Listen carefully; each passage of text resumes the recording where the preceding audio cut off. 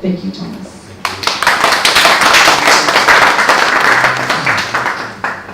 Hi everyone, my name's Thomas Malloy, I'm from the law school. I kind of organised this hackathon with Deb, my colleague from law school.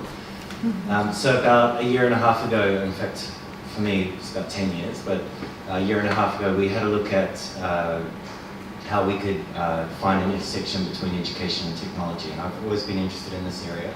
So again, a year and a half ago, we decided that we were going to get a computer science student to come along and build some amazing algorithms that Google had never thought of, and create some kind of platform that would aid in education. And we didn't really know what that was at that particular point in time.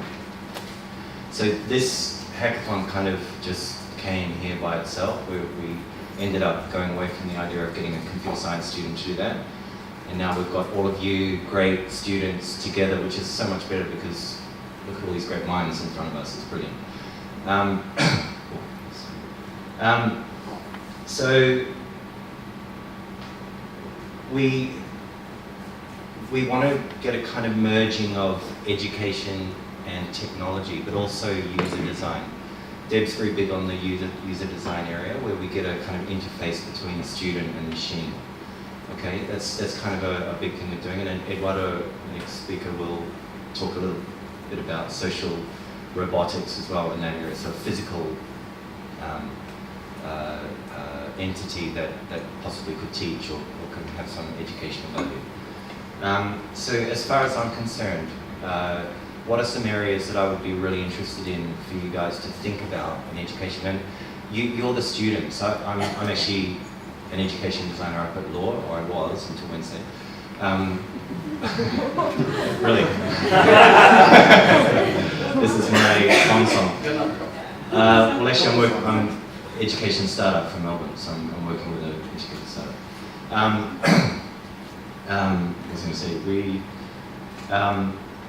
so I'm very much in the education space. So how do students learn? How do they interact? Not just with teachers, but in this modern world, how do they interact with machines?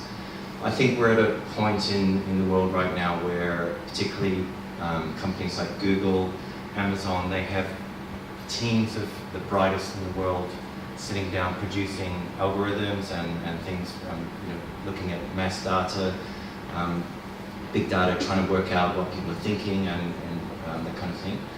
In this world, I don't think there's been a leap now to apply that kind of technology, which already exists, to things like health or education, and in particular education. So it's a really good opportunity, I think, this weekend for all of you to get together, put your heads together and start thinking about how we can actually do that.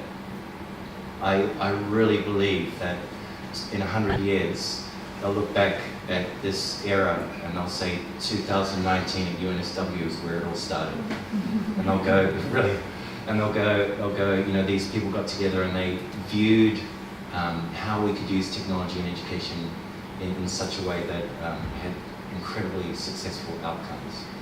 Okay, so I'm just going to give you some examples of some ideas that I have from an educator's viewpoint. And I know all of you are from a different area as well. Some of you are computer science, some of you are art and design, which is great. Hopefully some of you are from law. I think a few of you are from law. And so we really want to meld those ideas and those ways of thinking together. So some of the ways that I was thinking, personalization of learning is a big thing right now. As a teacher, usually you have, in a class, you have 70% of the students, the middle section, who are, they get it, you're delivering content in that particular area. You've got 20% up the top who are going, why am I here? I did this like 10 years ago. And then you've got 10% or 20% down the bottom who are sitting there going, I just don't get this. So as a teacher, you can't pitch to the three sections, you always pitch to the middle. How can we solve this problem? How can we use technology to break through that and raise all the boats in a classroom situation? So that's one kind of idea. And again, I'm just chucking out these ideas.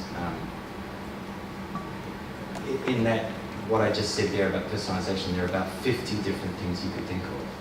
I think different aspects of that. So Analytics, of course, analytics is a big one.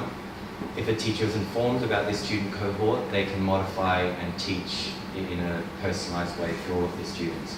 So analytics, but analytics at the moment is very basic.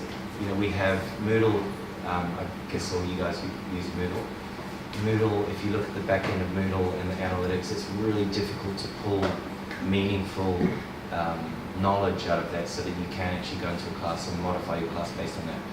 We have a thing called Smart Sparrow, which we're using in the universities at the moment, that has much better analytics. But how do we look at analytics, particularly you guys from art and design, in a way that is really easy for the teacher to look at or just even to glance at, and then get meaningful information so they go into a classroom and teach in that kind of personalized way. And again, there's 20 different things around it. Having a computer as a tutor.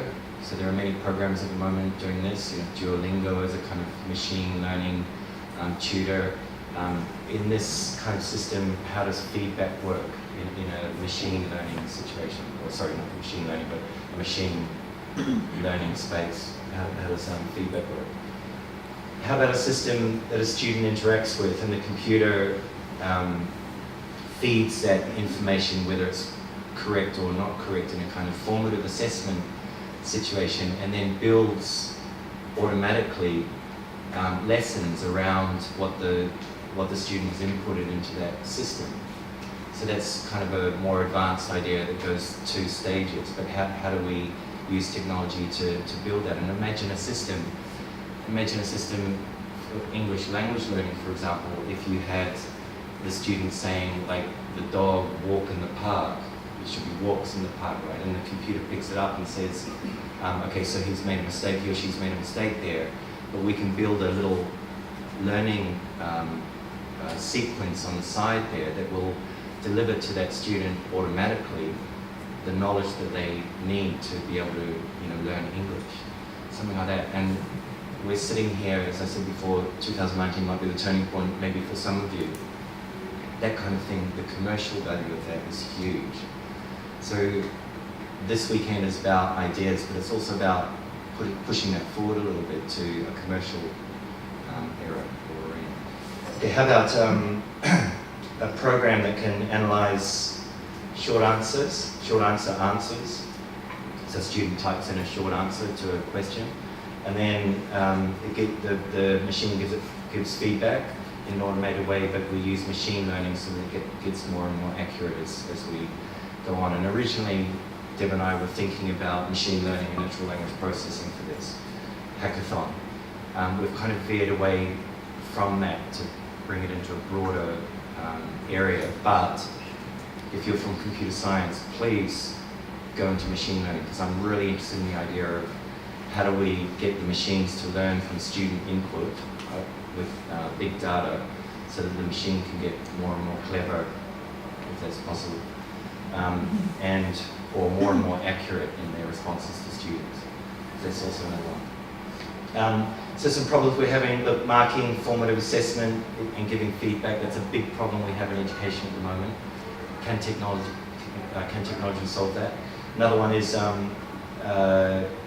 giving students a fairer learning experience. So that goes back to the personalized learning. Giving the students an ability to, giving the students the ability to extend their learning or consolidate their learning. And that's again the personalization.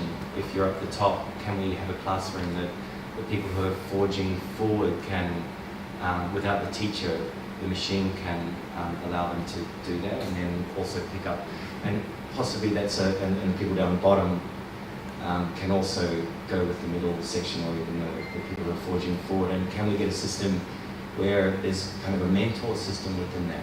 The higher students help the lower students in some kind of system that's automated, so the teachers in the classroom, there's formative feedback that goes in, the students are inputting information into a machine, the machine picks it up and says, okay, John over here, who's already done this and they've got 100% in this, they get a notification saying go down to John, the other John down here, and help mentor that person so that they can also get that information. So that frees up the teacher to do a different kind of class. I've already spoken for about 10 minutes. And again, I'm also from a second language learning viewpoint, so if anyone's got any ideas about second language learning, please, I'll be mentoring through the weekend, and I'm really interested in what you have to think about language learning. So guys, it's really about getting the right mix of education, user design and technology, machine learning, natural language processing. It doesn't have to be those, and as our next speaker will talk about, it's social robotics. It doesn't have to be machine learning, and Eduardo will talk a little bit about that. The other part of this that I'm really excited about is, I said I've just left my job on Wednesday. The job that I'm going into is very much startup land, and it's entrepreneurial land. And in that space, it's about talking to people and getting in touch with people and finding out what people are thinking. And that's what I'm really excited about this weekend with you guys. It's about networking. This life is about networking. If you can network and come together with people and nut out ideas and then forge forward with those ideas, then you'll be successful in this life. Okay, so let's have a great weekend.